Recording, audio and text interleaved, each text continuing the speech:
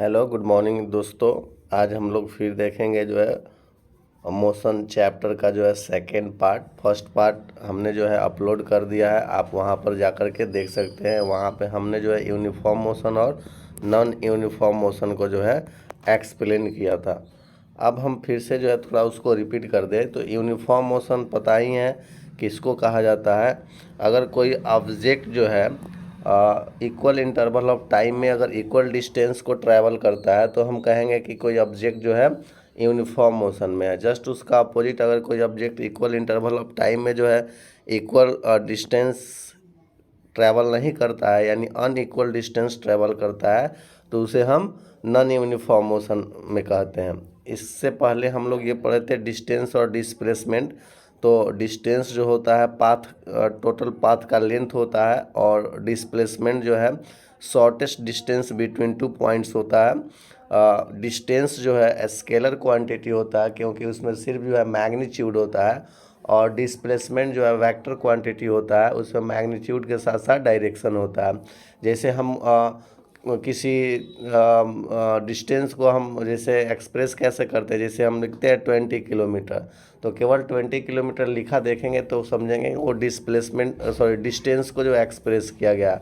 वहीं अगर लिखेंगे 20 किलोमीटर टुवर्ड्स ईस्ट या वेस्ट या नॉर्थ या साउथ, अगर जो है मैग्नीट्यूड के साथ साथ हम डायरेक्शन को जो है ऐड कर देंगे तो वो डिस्प्लेसमेंट हो जाएगा। दोनों का एसआई यूनिट सेम ही होता है, दोनों का एसआई यूनिट मीटर ही होता है। डिस्टेंस और डिस्प्लेसमेंट का एसआई यूनिट मीटर ही होता है।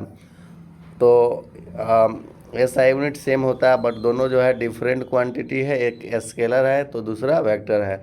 तो हम लोग अब जस्ट आगे बढ़ेंगे, यूनिफॉर्म मोशन को जो है ग्राफ के द्वारा कैसे रिप्रेजेंट किया जाता है, कैसे पहचानेंगे कि यूनिफॉर्म मोशन का ग्राफ कैसे होता है। तो यहाँ पे आप देख रहे हो दोस्तों, यहाँ पे आप देख रहे हो ये यूनिफॉर्म मोशन का ग्राफ दिया हुआ है। अगर जो है टाइम और डिस्टेंस के बीच का ग्राफ जो है स्ट्रेट लाइन हो जाए, टाइम और डिस्टेंस के बीच का ग्राफ स्ट्रेट लाइन हो जाए, स्ट्रेट लाइन हो जाए, तो हम समझेंगे वो जो है यूनिफॉर्म मोशन को जो है शो कर रहा है। अगर टाइम क्या बोलते हैं कि टाइम और ये डिस्टेंस के बीच का ग्राफ जो है कर्विलीनियर हो जाए, क्या हो जाए, कर्विलीनियर हो जाए, कर्व लाइन में हो जाए, तो हम समझेंगे कि वो जो ग्राफ है नॉन यूनिफॉर्म मोशन को शो कर रहा है। यानी पहले जो है स्लो गया है, फिर जो है फास्ट होते होते आगे बढ़ा हुआ है, यानी एक समान जो है मोशन से नहीं चल रहा है। तो हमने यहाँ समझा कि डिस्टेंस और टाइम के बीच का ग्राफ अगर स्ट्रेट लाइन हो, स्ट्रेट लाइन हो, तो हम समझेंगे कि वो यूनिफॉर्म मोशन में है। अगर डिस्टेंस टाइम के बीच का ग्राफ जो है कर्व लाइन में हो तो हम समझेंगे कि वो नॉन यूनिफॉर्म मोशन को इंडिकेट करता है। बस ज़्यादा हम लोग कुछ नहीं समझेंगे, इतना ही से क्लियर हो जाता है। यहाँ लिखा भी है, आप लोग देख सकते हैं। The distance time graph is a straight line then the motion will uniform. If the distance time graph is curved line, the motion will be non-uniform. It should be noted that non-uniform motion is also called accelerated motion. यहाँ पे आपको ध्यान देना है कि non uniform motion को हम accelerated motion भी बोलते हैं, तो ये आप लोग याद रखोगे। अब नेक्स्ट हम लोग आगे बढ़ते हैं, आगे बढ़ने के बाद जो है नेक्स्ट हेडिंग हमें दिखाई दे रहा है speed with velocity, speed with velocity, speed and velocity and acceleration. तो यहाँ पे हम समझेंगे स्पीड क्या है, वेलोसिटी क्या है एंड एक्सीलरेशन क्या है। ये तीनों डिफरेंट पॉइंट्स है, तीनों इम्पोर्टेंट पॉइंट्स है, हम लोग यहाँ पे समझेंगे। तो पहले हम क्या बोलते हैं कि पहले हम ये स्पीड के बारे में समझेंगे। स्पीड क्या होता है, तो स्पीड को हिंदी में बोलते हैं चाल। स्पीड को हिंदी में क्या बोलते हैं, चाल बोलते हैं। तो यहाँ पे दिया हुआ है the speed of a body gives an idea of how slow or fast of the body is moving. यानी किसी ऑब्जेक्ट का स्पीड हमें ये बताता है कि कोई ऑब्जेक्ट जो है कितना फास्ट या कितना स्लो ट्रैवल कर रहा है, कितना फास्ट और कितना स्लो ट्रैवल कर रहा है। स्पीड से हमें यही पता चलता है। स्पीड को डिफाइन करेंगे, speed of a body is the distance travelled bye it per unit time. Speed of a body is the distance traveled by it per unit time, यानी पर यूनिट टाइम में travel किया गया distance ही जो है उस object के speed को show करता है। अगर मान के चलो, अगर यहाँ पे देखते हैं, अगर कोई ऑब्जेक्ट जो है 1 आवर में 10 किलोमीटर का डिस्टेंस कवर करता है, 1 यूनिट ऑफ टाइम में जो है एक फिक्स डिस्टेंस कवर करता हो, तो हम बोलेंगे 10 kilometre per our, 10 kilometre per our जो है उस ऑब्जेक्ट का स्पीड है। वैसे ही अगर कोई ऑब्जेक्ट जो है 1 सेकेंड में जो है 5 मीटर का डिस्टेंस कवर करता है, 1 सेकेंड में 5 मीटर का डिस्टेंस कवर करता है, तो हम कहेंगे उस ऑब्जेक्ट का स्पीड जो है 5 मीटर पर सेकेंड मतलब 1 सेकेंड है। तो इस तरह जो है स्पीड को हम इंडिकेट करेंगे। पर यूनिट ऑफ टाइम में वो कितना डिस्टेंस ट्रैवल कर लिया उसको कोरिलेट करके बताएंगे, तो वो स्पीड हो जाएगा। जैसे यहाँ पे हमने एग्जांपल में बताया, अगर 1 सेकेंड में कोई ऑब्जेक्ट जो है 5 मीटर का डिस्टेंस कवर करता है, तो उस ऑब्जेक्ट का स्पीड हो जाएगा 5 मीटर पर सेकेंड। और वहीं जो है अगर 1 आवर में कोई ऑब्जेक्ट जो है 10 किलोमीटर का डिस्टेंस कवर करता है, तो उस ऑब्जेक्ट का जो है स्पीड हो जाएगा 10 किलोमीटर पर आवर। ये तो क्लियर हो गया। यानी स्पीड जो है पर यूनिट टाइम में जो है ट्रैवल डिस्टेंस को शो करता है। इस तरह यहाँ पे आप फॉर्मूला भी देख रहे हो, speed is equal to distance travel by time taken. यानी अगर डिस्टेंस पता हो और टाइम पता हो कि इतने टाइम में कोई ऑब्जेक्ट इतना डिस्टेंस ट्रैवल किया है, तो उस ऑब्जेक्ट का अगर स्पीड फाइंड करना हो तो डिस्टेंस में हम टाइम से जो है डिवाइड कर देंगे, तो स्पीड फाइंड हो जाएगा। ध्यान रहे स्पीड का एसआई यूनिट जो होता है मीटर पर सेकेंड होता है। स्पीड का SI unit metre per second होता है। जैसे किसी भी क्वांटिटी को मेज़र करने के लिए हमें यूनिट की आवश्यकता होती है ना। जैसे कोई जो है वज़न हो गया, कोई मास हो गया, उसको मेजर करने के लिए किलोग्राम में मापते हैं। कोई लंबाई हो गया, उसको मेजर करने के लिए जो है मीटर में मेजरिंग करते हैं। वैसे ही जो है स्पीड को मेजर किया जाता है मीटर पर सेकेंड में, और ये इसका एसआई यूनिट होता है। इस तरह हमने एक फार्मूला को देखा, speed is equal to distance travel by time taken. तो आप यहाँ पे देख सकते हो, आप यहाँ पे देख सकते हैं स्पीड को भी से इंडिकेट किया जाता है। स्पीड को भी से, भी मतलब स्पीड हो गया, याद रखना। और एस जो है इंडिकेट करता है डिस्टेंस को, एस से डिस्टेंस को इंडिकेट किया जाता है। और टी तो पता ही है टाइम को इंडिकेट करता है। ये सारी चीज़ें आपको पता रहनी चाहिए।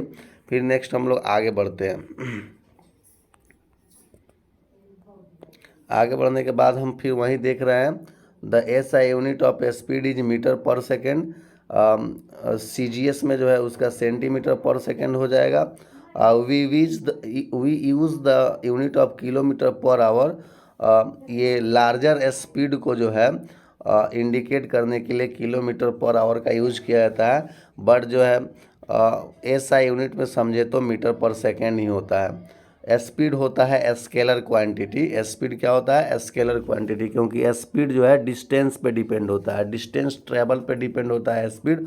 और डिस्टेंस पहले ही बताया हमने कि डिस्टेंस जो होता है स्केलर क्वांटिटी होता है, और स्पीड भी जो है डिस्टेंस पे डिपेंड करता है। इस तरह स्पीड भी हो गया स्केलर क्वांटिटी, याद रखना आप लोग।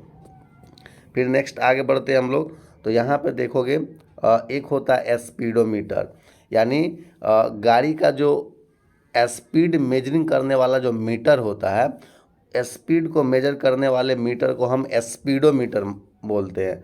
और वहीं जो है ये कोई बाइक जो है, कोई गाड़ी जो है, कोई व्हीकल्स जो है कितना डिस्टेंस ट्रैवल किया, इस डिस्टेंस को जो मीटर बताता है उस मीटर को हम ओडोमीटर बोलते हैं। तो ओडोमीटर जो है गाड़ी द्वारा जो है कवर किया गया टोटल डिस्टेंस को बताता है, और स्पीडोमीटर जो है गाड़ी किस स्पीड से चल रही है उसको बताता है। आप फिगर में यहाँ पे देख भी सकते हो, यहाँ पे आप देख भी सकते हो, ये स्पीड बता रहा है। आप यहाँ पे देखोगे ये है स्पीडोमीटर, ये स्पीड को बताता है, और ये डिस्टेंस को बताता है आप कितने किलोमीटर जो है चले हुए हैं। तो ये जो पोर्शन जो देख रहे हो ना 10, 20, 30, 40, 50 दिया हुआ है, ये स्पीड को शो कर रहा है। और ये जो नीचे एक पीला कलर का जो बॉक्स देख रहे हो, ये डिस्टेंस कोड शो कर रहा है। तो पीला वाला बॉक्स ओडोमीटर है और ये वाला जो है सर्कुलर जो बॉक्स है ये स्पीडोमीटर है। तो स्पीडोमीटर जो है गाड़ी का स्पीड मेजर करता है और ओडोमीटर जो है गाड़ी कितना डिस्टेंस ट्रेवल किया है इसको मेजर करता है। इसको याद रखना, एग्जाम में बहुत बार पूछ चुका है। फिर जस्ट हम आगे बढ़ते हैं। अब स्पीड से हम आएंगे एवरेज स्पीड पे। एवरेज स्पीड पे स्टूडेंट को ऐसे भी होता है कि कोई ऑब्जेक्ट जो है नॉन यूनिफॉर्म मोशन में ट्रैवल करता है। सपोज जो है वो फर्स्ट 10 किलोमीटर का डिस्टेंस कवर करने में जो है फर्स्ट 10 किलोमीटर का डिस्टेंस कवर करने में फर्स्ट 10 किलोमीटर का डिस्टेंस कवर में आप लोग देखेंगे यहाँ पे मान लेते हैं फर्स्ट 10 किलोमीटर का डिस्टेंस कवर करने में कोई ऑब्जेक्ट जो है 2 घंटा का टाइम लेता है, 2 घंटा का टाइम लेता है। फिर नेक्स्ट जो है 15 किलोमीटर का डिस्टेंस कवर करने में 1 आवर का टाइम लेता है। फिर नेक्स्ट जो है 10 किलोमीटर का डिस्टेंस कवर करने के लिए वो 2 आवर का टाइम लेता है। तो यहाँ पे हम देख रहे हैं डिफरेंट इंटरवल ऑफ टाइम में जो है ये different amount of distance travel किया गया है।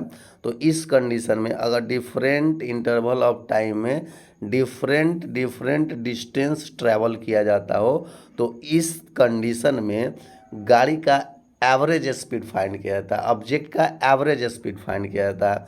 तो ये जो एग्जांपल हम लिखे हुए हैं इस कंडीशन में अगर एवरेज स्पीड फाइंड करना चाहे तो एवरेज स्पीड फाइंड करने के लिए हम क्या करेंगे, डिस्टेंस को ऐड कर लेंगे, टोटल डिस्टेंस हम ऐड कर लेंगे और टाइम को भी ऐड कर लेंगे। तो सम ऑफ डिस्टेंस में सम ऑफ टाइम से हम क्या कर देंगे, डिवाइड कर देंगे, तो पता चल जाएगा ये जो ऑब्जेक्ट है उस ऑब्जेक्ट का जो है एवरेज स्पीड क्या होता है। अगर डिस्टेंस को हम किलोमीटर में रखें और टाइम को आवर में रखें, डिस्टेंस को किलोमीटर और टाइम को हम आवर में रखें तो टाइम को हम आवर में रखें तो मेरा जो एवरेज स्पीड फाइंड होगा वो किलोमीटर पर आवर में होगा, ये आपको पता है। तो हमने एग्जांपल के थ्रू जो है आपको ये भी समझा दिया कि कैसे जो है हम ये फाइंड करते हैं। नेक्स्ट देखेंगे स्टूडेंट्स,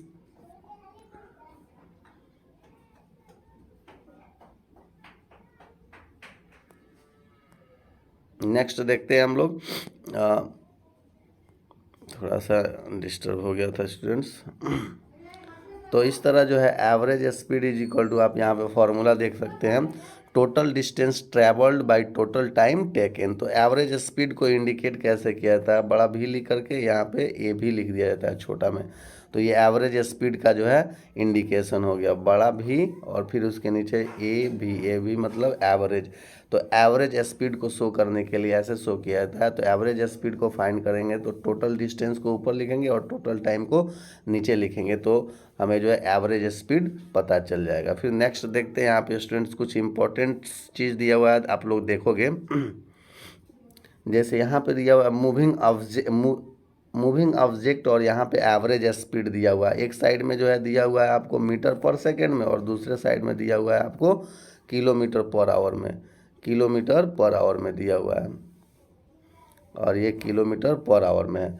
तो देखोगे यहाँ से ऑब्जेक्टिव क्वेश्चन भी पूछता है, जैसे टॉर्टोइज का मतलब कि कछुआ का जो है एवरेज स्पीड कितना होता है, यानी कुल मिलाकर के वो कितना स्पीड से चलता है। तो मीटर पर सेकेंड में बोलना चाहेंगे तो 0.06 मीटर पर सेकेंड और ये किलोमीटर पर आवर में तो 0.216 किलोमीटर पर आवर। इसको याद कर लोगे तो बेटर है, बट उतना ये नेसेसरी भी नहीं याद करना।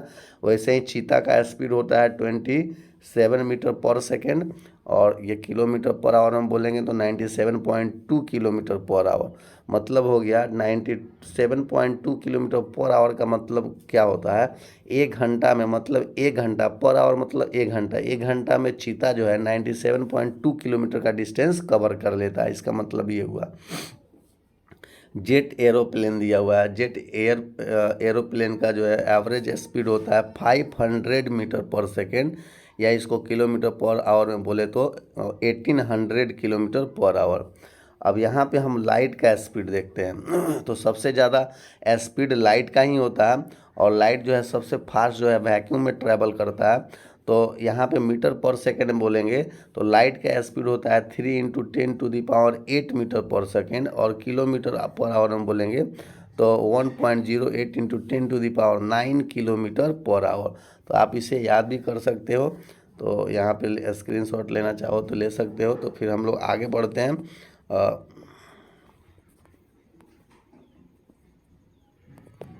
इस फिगर के माध्यम से आप समझ भी सकते हो। यहाँ पर दिया हुआ स्प्रिंटर। स्प्रिंटर मतलब बोला जाता है जो फास्ट रनिंग करता है। रनर जो होते हैं जो बहुत फास्ट रनिंग करते हैं उसको स्प्रिंटर बोला जाता है। A sprinter can have a speed of about 10 metre per second which is 36 kilometre per our. Sprinter जो होते हैं, जो रनर जो होते हैं, उनका एवरेज स्पीड जो है 36 किलोमीटर पर आवर होता है। यानी वो दौड़ करके जो है 1 घंटा में जो है 36 किलोमीटर का डिस्टेंस कवर कर सकते हैं। बहुत ज़्यादा भी हुआ। फिर नेक्स्ट चीता की बात करते हैं। तो इनसे फास्ट रन करता है कौन? चीता।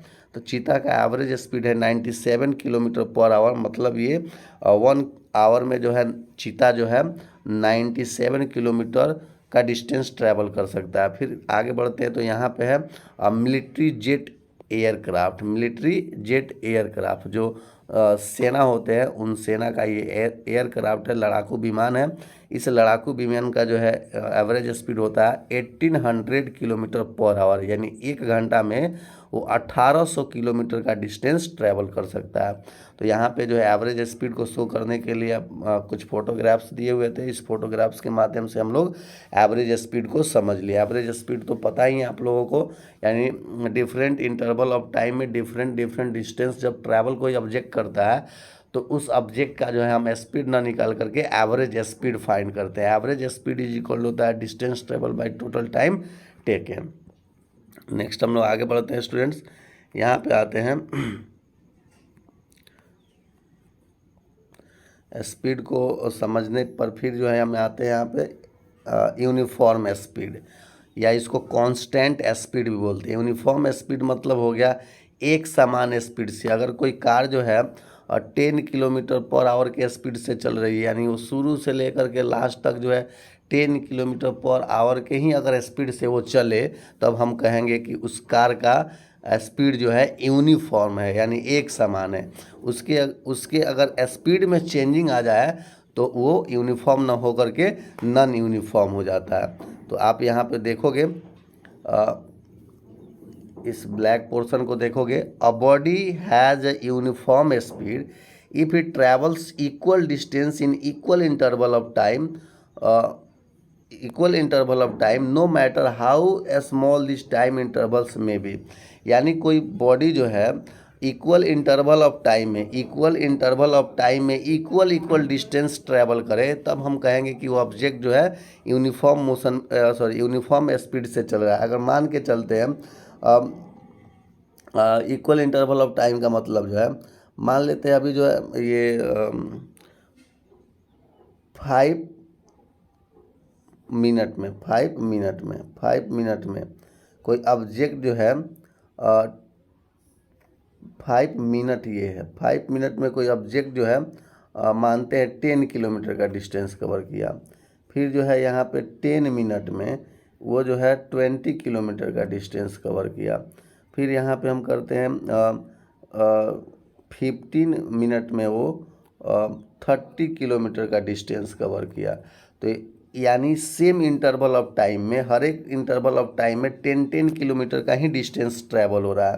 पहले 5 मिनट में जो है 10 किलोमीटर का डिस्टेंस, फिर नेक्स्ट 5 मिनट में 5 मिनट से फिर 5 मिनट आगे बढ़ते हैं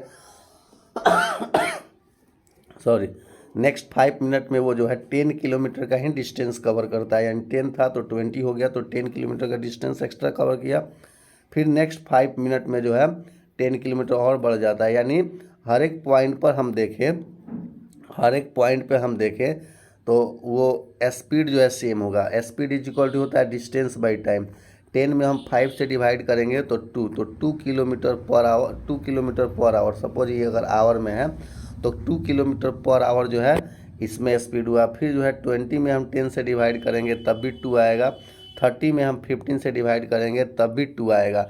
तो यहाँ पे हम कहेंगे कि वो ऑब्जेक्ट जो है यूनिफॉर्म स्पीड से ट्रैवल कर रहा है, क्योंकि इक्वल इंटरवल ऑफ टाइम में ऑब्जेक्ट जो है इक्वल डिस्टेंस ट्रेवल कर रहा है। अगर कोई ऑब्जेक्ट जो है इक्वल इंटरवल ऑफ टाइम में इक्वल डिस्टेंस ट्रेवल करता हो, तब हम कहेंगे कि वो ऑब्जेक्ट यूनिफॉर्म स्पीड से चल रहा है, उसका स्पीड कांस्टेंट है, वो अपने स्पीड में चेंजिंग नहीं ला रहा है, चाहे वो टाइम जो है कितना भी छोटा क्यों ना हो, 1 सेकेंड 2 सेकेंड 3 सेकेंड को लेकर के भी हम समझ सकते हैं। तो ये है यूनिफॉर्म स्पीड का डिफिनेशन। अगर कोई ऑब्जेक्ट जो है इक्वल इंटरवल ऑफ टाइम में जो है इक्वल डिस्टेंस ट्रैवल करता है, तब हम कहेंगे कि वो ऑब्जेक्ट यूनिफॉर्म स्पीड से चल रहा है, यानी कांस्टेंट स्पीड से चल रहा है। एक एक चीज़ को जो है हम बार बार बोल रहे हैं ताकि आपके दिमाग में बैठ जाए स्टूडेंट्स। चलिए नेक्स्ट देखते हैं हम लोग। यहाँ पे कुछ न्यूमेरिकल क्वेश्चन है, थोड़ा इसको देख लिया जाए। A scooterist covers a distance of 3 kilometre in 5 minute, calculate his speed. तो यहाँ पे देखना है स्टूडेंट्स, स्पीड कैलकुलेट करना है। ए में दिया हुआ है सेंटीमीटर पर सेकेंड में, मीटर पर सेकेंड में और किलोमीटर पर आवर में। तो जिस चीज़ में जो है कन्वर्ट करना हो, जैसे पहला में है सेंटीमीटर पर सेकेंड में, तो सेंटीमीटर पर सेकेंड का मतलब जो है हम ये डिस्टेंस को सेंटीमीटर में कन्वर्ट कर लेंगे और ये टाइम को हम सेकेंड में कन्वर्ट कर लेंगे। तो उसके बाद फिर हम कर लेंगे डिस्टेंस बाय टाइम, हो जाएगा।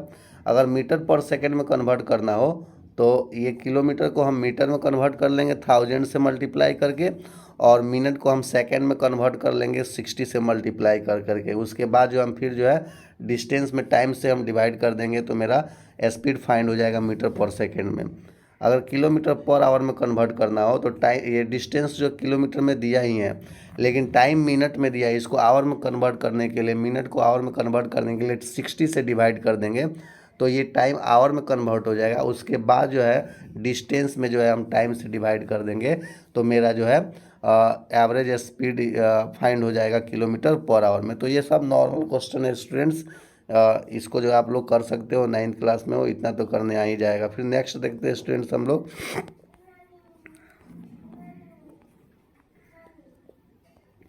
ये चीज़ जो है जब आप जो है ट्रैवल कर रहे हो हाईवे पे, तो ये जो है साइन बोर्ड आपको दिखाई देता हो, ये साइन बोर्ड दिखाई देता है।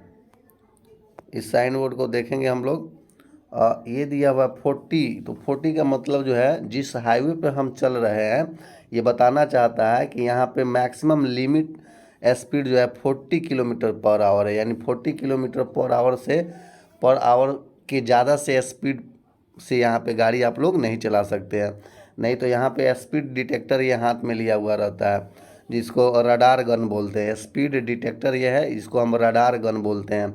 ये गाड़ी चल रही गाड़ी का जो है स्पीड मेजर कर लेता है। अगर यहाँ पे ये साइन बोर्ड लगाया 40, अगर यहाँ पे गाड़ी जो है 40 किलोमीटर पर आवर के स्पीड से अगर ज़्यादा जा रही है, तो ये ट्रैफिक पुलिस जो है उसको पकड़ लेगा और उस पर जो है चालान कर देता है।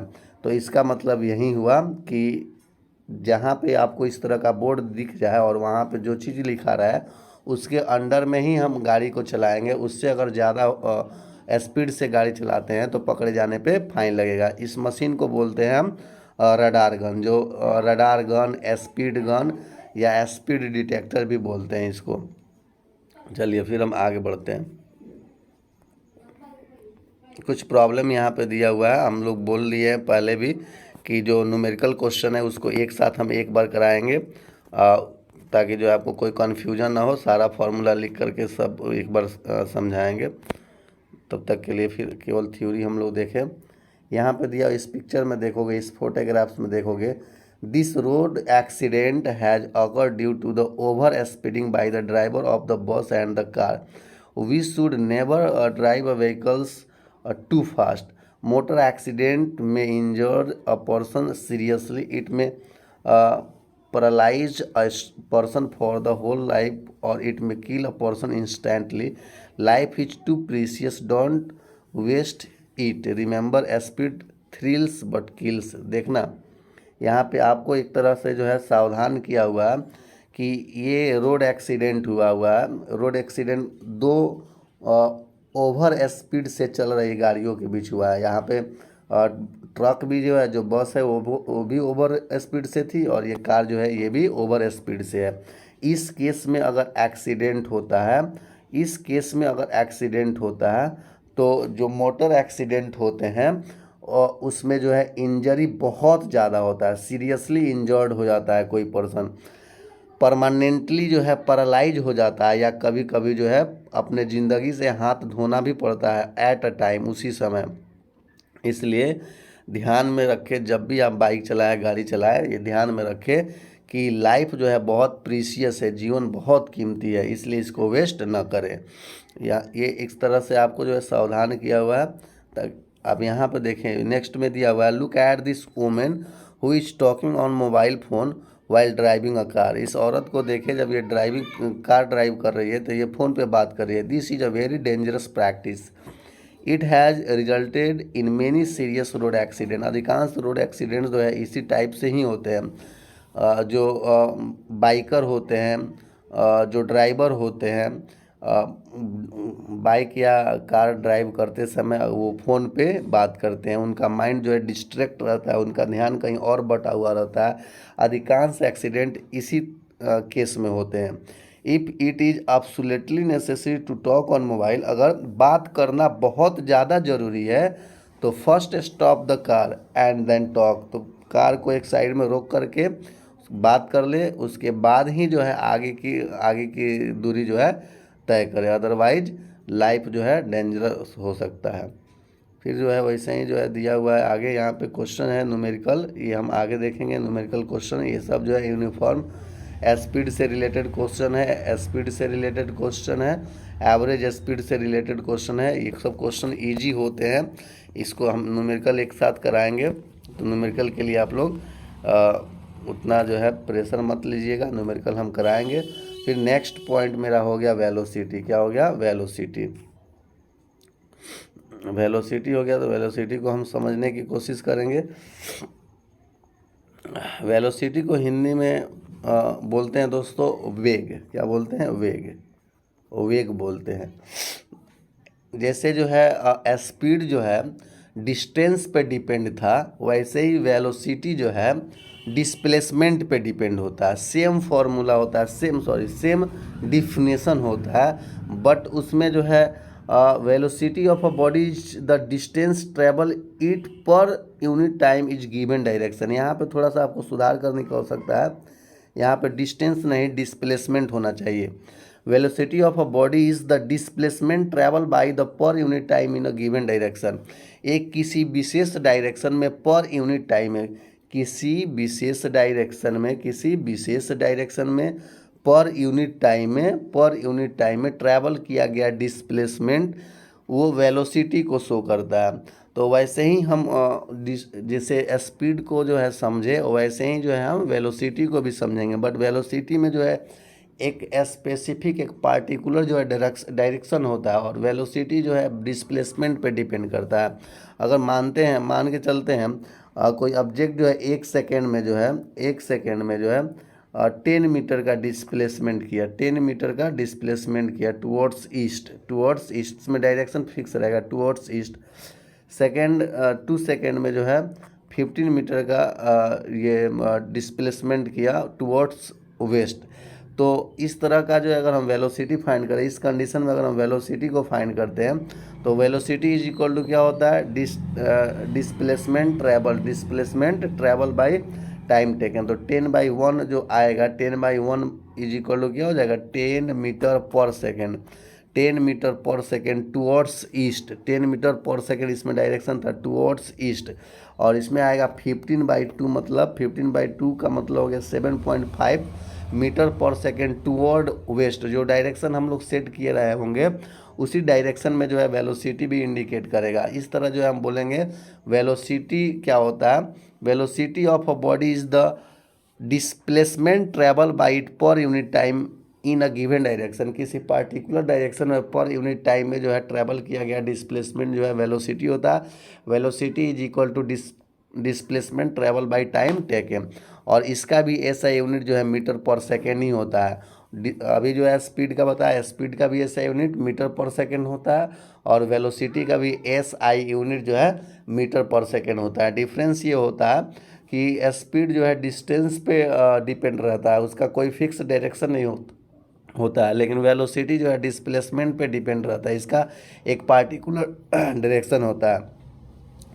डिस्टेंस जो स्पीड जो होता है वो स्केलर क्वांटिटी होता है, बट वेलोसिटी जो होता है वेक्टर क्वांटिटी होता है, क्योंकि वेलोसिटी जो है डिस्प्लेसमेंट पे डिपेंड करता है और डिस्प्लेसमेंट वेक्टर क्वांटिटी होता है, इसलिए जो है वेलोसिटी भी जो है वेक्टर क्वांटिटी होता है। बट दोनों का एसआई यूनिट जो है सेम ही होता है, मीटर पर सेकंड, इतना आप लोग याद रखोगे।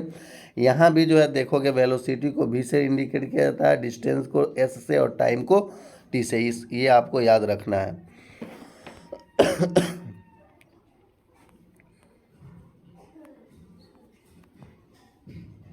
जैसे हम लोग जो है इसके पिछले टाइम में जो है हम लोग हेडिंग देखे थे वो यूनिफॉर्म स्पीड का था, तो जस्ट इसका ये है यूनिफॉर्म वेलोसिटी, बस इसमें डायरेक्शन एक पार्टिकुलर डायरेक्शन में रहेगा। यहाँ पे दिया हुआ अ body has a uniform velocity if it travels a specified direction in a straight line and moves over equal distance and equal interval of time।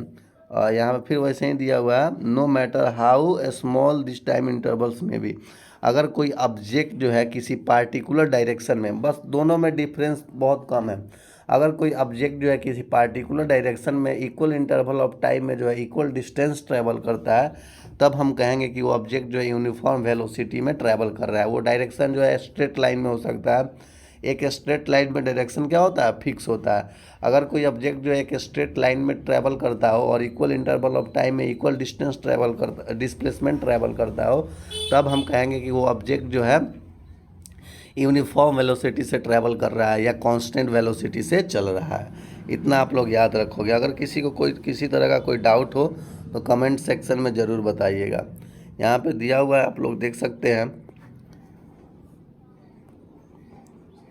by changing the speed of the velocity of a body can be changed in two way। किसी object के velocity में हम दोनों तरीक़ों से changing ला सकते हैं, by changing the speed of the body, by keeping the speed constant but changing the direction।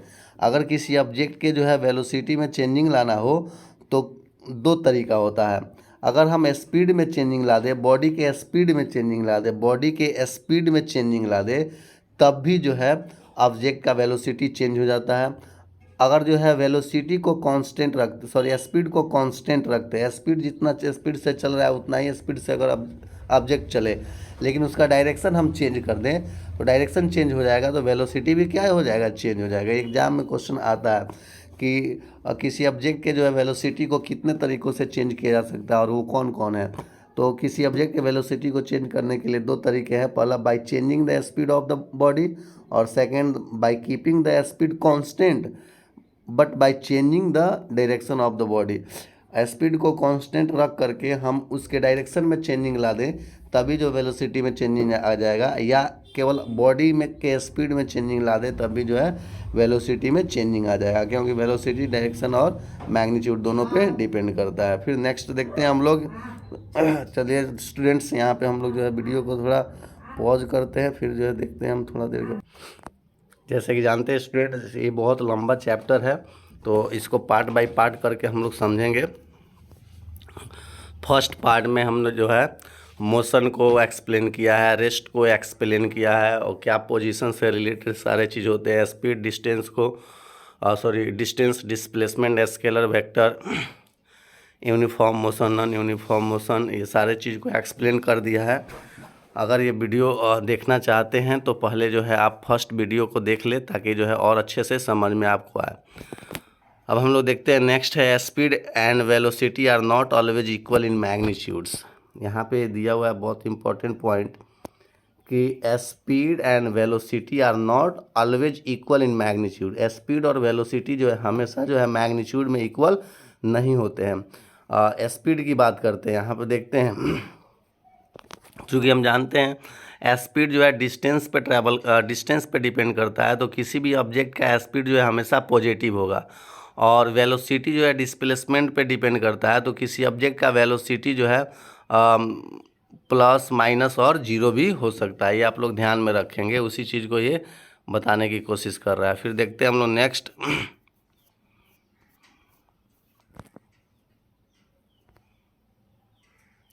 Acceleration. Acceleration, acceleration को हिंदी में त्वरण बोलते हैं। क्या बोलते हैं? त्वरण। बहुत इंपॉर्टेंट पॉइंट्स है। हम लोग स्पीड को समझ लिए, वेलोसिटी को समझ लिए, यूनिफॉर्म स्पीड को समझ लिए, यूनिफॉर्म वेलोसिटी को समझ लिए। अब हम नेक्स्ट पॉइंट पे पहुंचते हैं, एक्सीलरेशन। क्या लिखा हुआ है? एक्सीलरेशन। हिंदी में इसको त्वरण बोलते हैं। तो एक्सीलरेशन कब जनरेट होता है? एक्सीलरेशन किसी बॉडी के अंदर कब प्रोड्यूस होता है? जब बॉडी के वेलोसिटी में चेंजिंग आता है।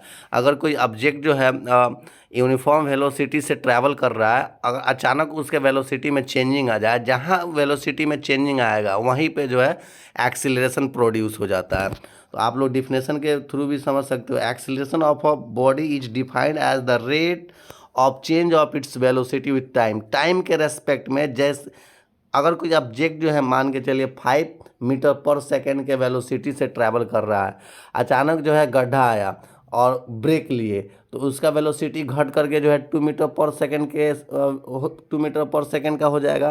तो यहाँ पे हम देख रहे हैं वेलोसिटी में चेंजिंग आ रहा है। तो जहाँ वेलोसिटी में चेंजिंग आया वहीं पे एक्सीलरेशन प्रोड्यूस हो जाता है।